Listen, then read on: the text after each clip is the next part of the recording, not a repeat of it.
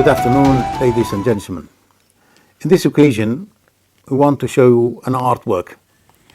Of course, in artwork, the artwork usually has a piece of poem and ideas, and it has a history of when it has been done and where and how many times it has been exhibited and things like this.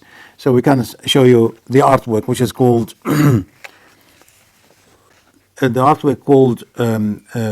Colors in Motion.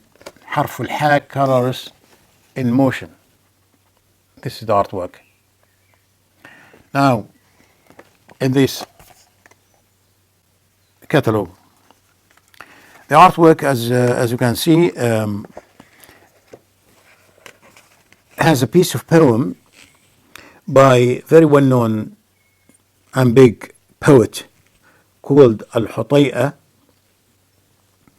It says, let me read it in Arabic first. من يفعل الخير لا يعدم جوازيه لا يذهب العرف بين الله والناس. It means, the rough meaning of this, whoever do good things to people, being good to others, never fail to reap the benefit of that, because Allah, God Almighty, wouldn't ignore that, and it's always will benefit from what he did for others, and of course for himself. No doubt. That is the idea of the poem. Of course, Al-Hutayya is about, something like 1400 years ago. He was in the old days of Muslim civilization. Now, the artwork has been exhibited in different places. We have here the catalog of my exhibition in the Ashmolean in 1992, and also was exhibited in the SOAS, University of London, and also exhibited on Malaysia in Kuala Lumpur, Maybank, that was there, and therefore the artwork has been acquired by somebody in the Malaysian capital. So it is not with me here, it is in the Malaysian capital. That is the artwork. And of course, the artwork goes with the meaning of the poem. Now, this story, which is where I was trying to find where the reference book for it. It's a long story, really, but I wanted to make it as short as I can. Now, this story says that there was this very influential person in the time of the Umayyad Khilafah al-Umayyin, Umayyad Khilafah, times where the Umayyad were controlling the Middle East those days, and when they lost and the Abbasid came, one of them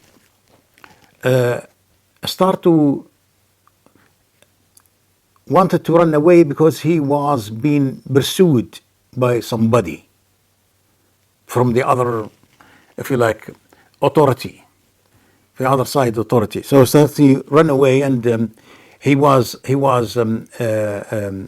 frightened and exhausted, and he was not able, shall we say, to sleep well. Therefore, he decided to run away and to go from one place to the other. And so he put some unusual clothes, and he started to show himself that in a different sort, so people wouldn't, shall we say, relate to him as he used to be very well known to people around him.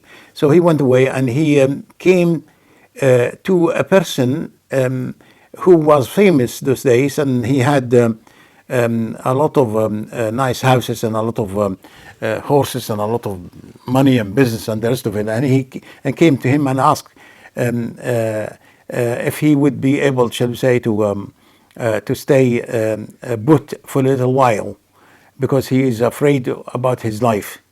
So this man accepted, and he said to him, welcome, and you can stay here as long as you want, in safety, no problem altogether, no matter what.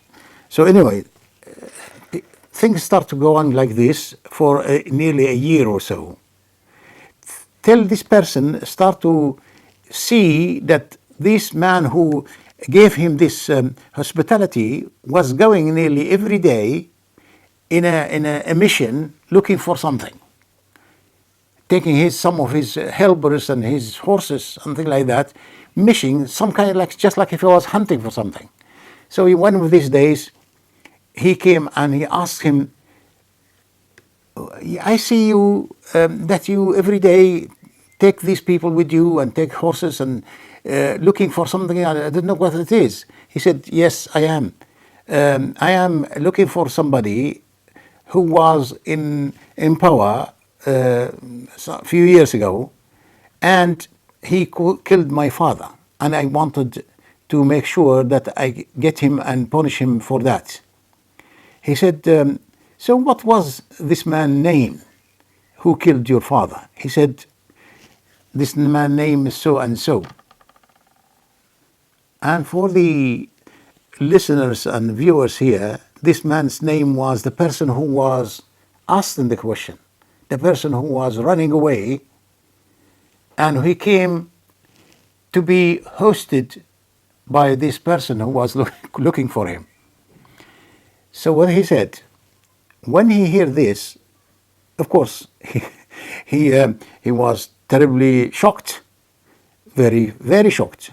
But he decided to say, because he felt that this person was very generous with him, he cannot carry on pretending as he was. So he did. He said to him, look, if you are looking for so and so and so, that person, that name is me.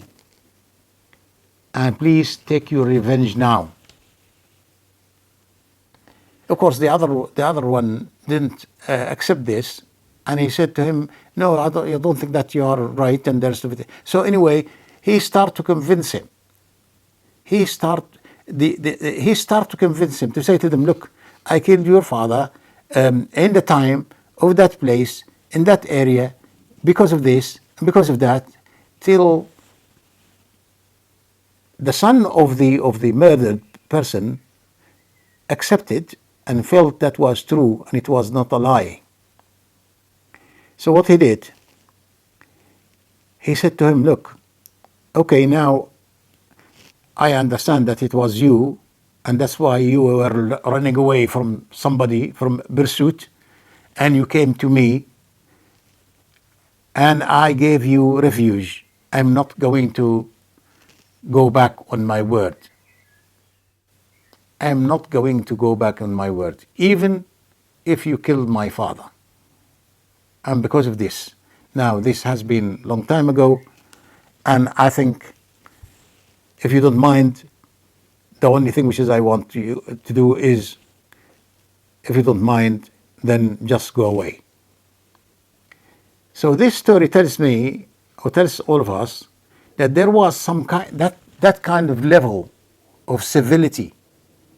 Okay, this person who was, of course, unfair, he was unjust, and he killed this person, the father of the other guy which we spoke about, and he when he faced his enemy with the truth, the son of the murdered didn't take revenge in a way that makes him, shall we say, in one way, if he did, that was his right. But of course he didn't. Just to see exactly how they raise on that level of civility on the human relationships and the human connections and human somehow the way the people shall look at things and they value them, and how they value the human senses between each of them, and also in the same time how they value their word and their good deeds when they do it. Let's hope that some of this tell us some ideas how to behave between each other, even when we make mistakes. Next one is some kind of very much like wisdom.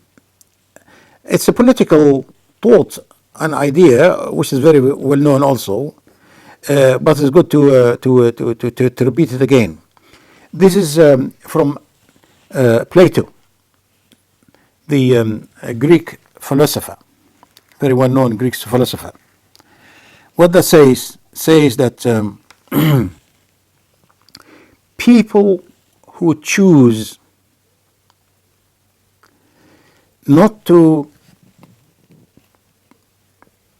be active in politics, people who choose not to be active in politics, i.e.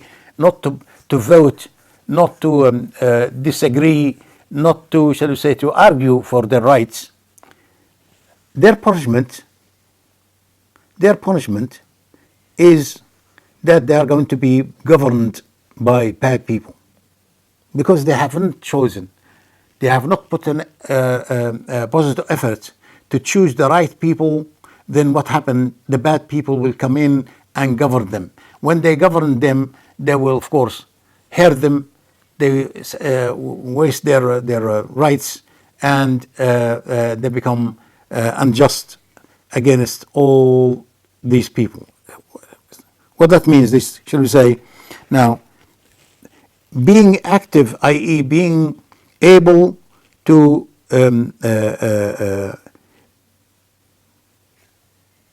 argue for right conditions, for rights of people to live happily, for rights to people to have jobs, for rights to people to have human rights and the rest of it, is part of the deterrent to the bad people not to be able to govern them, or not to be able, shall we say, that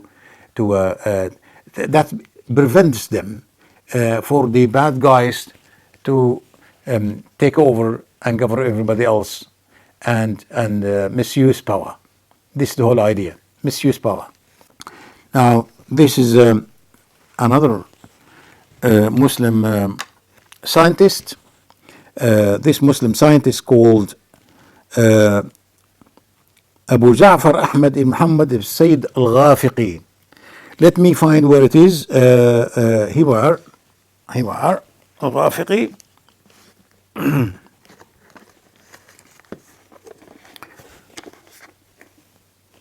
The book which is we use as a reference for this. الغافقي هو أبو جعفر أحمد ابن محمد ابن أحمد ابن السيد الغافقي، إمام فاضل وحكيم عالم. He was one of the main, if you like, very much like leaders in Andalus, Andalusia as we see it today, and the time when the Muslims used to be in Andalus, governing Andalus for nearly 800 years. Now, he was a person who cultivated very deep and knowledge of medicine. It's more about, shall we say, medical items. He was not exactly a doctor, but he knew very much like what's called this now. We call it pharmacy, very much like a pharmacy idea, where he collected different types of medicine for different types of illnesses, and when he collected this, he made sure that he tried the effect of the medicine and name them and show them how this and that, and he became one of the most important, shall we say, references when it comes to that. And he was able, shall we say, to look at the history of that and to relate to it and to add so much in that area. As we come back to this again, now this is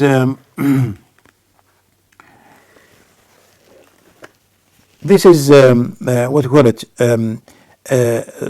very short introduction. The aim here is not to go in so much details, because that will take long time, but we want to encourage the listeners to look at these names and to find them in history, in different books, and see exactly what their influences and what they did, what they provide to humanity of medicine, of relief, of thoughts and ideas, and all things which makes life today much easier.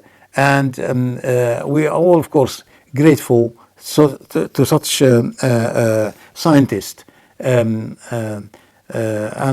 we hope that people will benefit from what he did, and all of us, inshallah. And let's hope that this episode was informative, and you like what you hear, and hope to see you soon. Thank you very much.